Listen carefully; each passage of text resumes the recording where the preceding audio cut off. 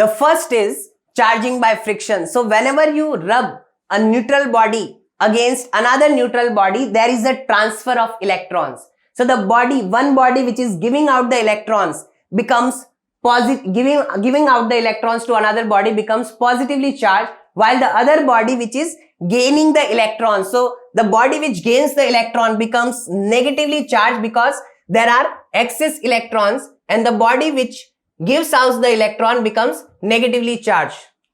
Now this is a case where we are rubbing two insulator objects, and now one is the cloth and another is a glass rod. So here, as you can see, some of the electrons are moving from rod to the cloth. So here we will have an excess of charge. So this will become negatively charged, and some of the electrons are left leaving this rod. So this is becoming positively charged. The next method is the charging by conduction. So conduction happens when two conductors, or at least one charge, when there are two conductors, at least one of which is charged. When they are brought in contact, the flow of charge takes place from one to another until both of are at the same potential. So this is a neutral object. I have this piece of conductor which is negatively charged. When you put them in contact, so when this is when this is negatively charged, there is an excess of electron.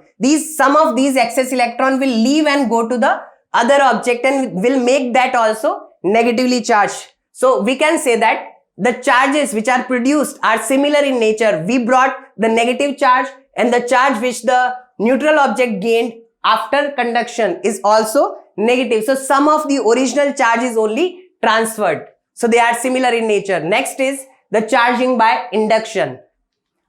So every charged particle attracts another particle having opposite charge. So two opposite charge attract each other. We had already discussed.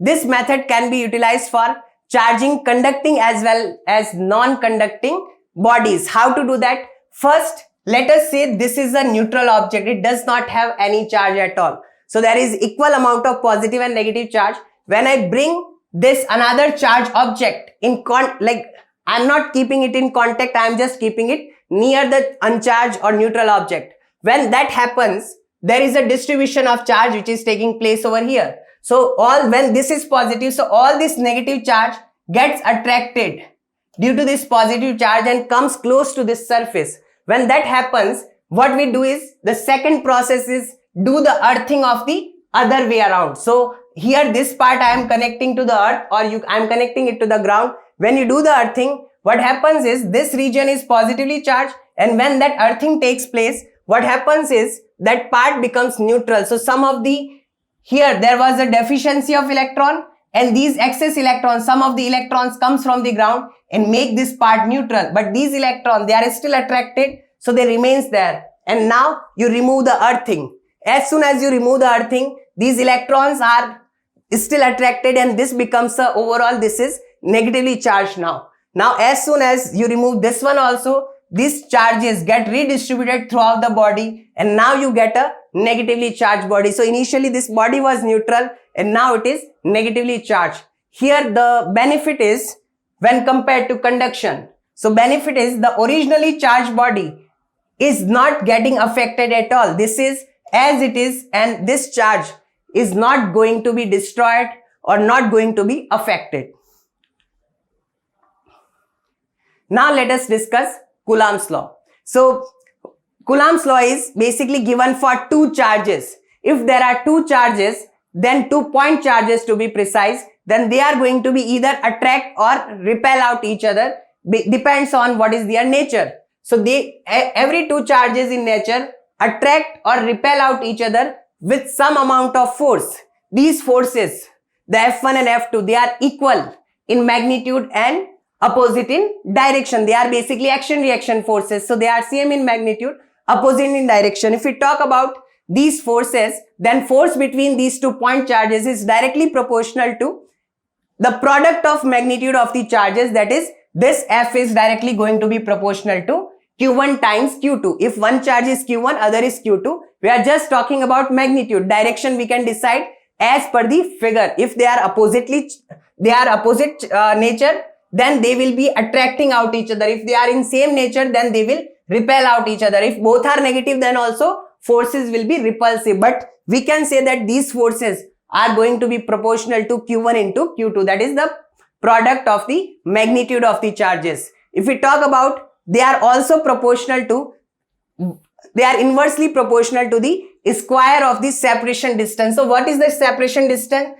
It is r. So this force is also proportional to 1 by r square. We can say inversely proportional to square of the separation. And when we combine these two, basically F is proportional to Q1, Q2, F is proportional to 1 by r square. We can say that F is proportional to Q1, Q2 by r square. When you remove this proportionality constant and make it an equal sign, there will be a constant. So it becomes K Q1, Q2 by r square. So eventually this is the Coulomb's law in mathematical form. F is equal to K Q1, Q2 by r square.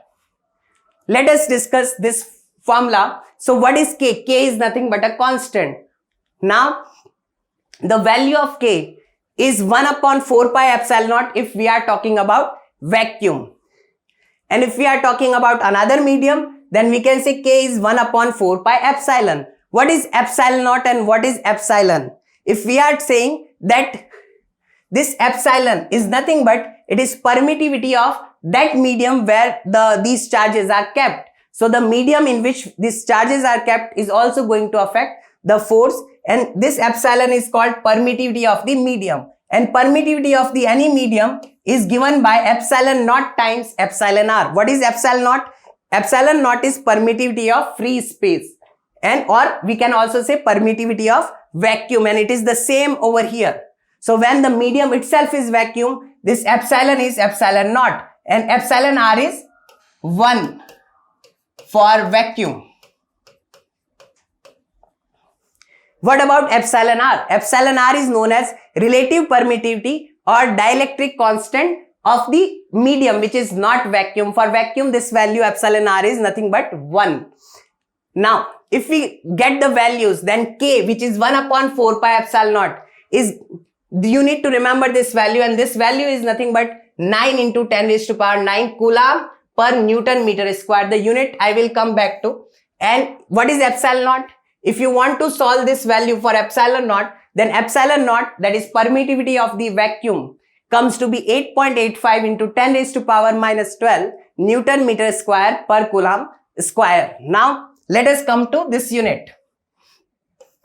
We already know that force equals to K Q1 Q2 by r square. Now, this force is nothing but Newton.